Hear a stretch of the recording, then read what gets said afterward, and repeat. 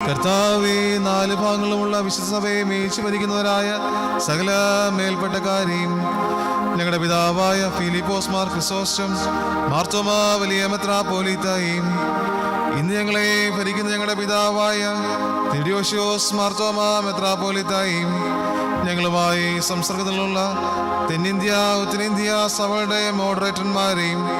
ഞങ്ങളുടെ പിതാക്കന്മാരായ യുവാക്കീം മാർ കൂർലോസ്, ജോസഫ് മാർ ബർണബാസ്, തോമസ് മാർ തിമോത്തിയോസ്, ഐസക് മാർ ഫീലിക്സ്നോസ്, ഏബ്രഹാം മാർ പൗലോസ്,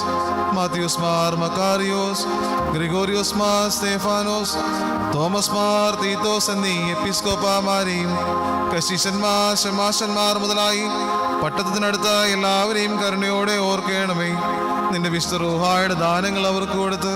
അവരെ നിന്റെ തോട്ടത്തിൽ മടികൂടാതെ വേല ചെയ്യുന്നവരാക്കി തീർക്കണമേ.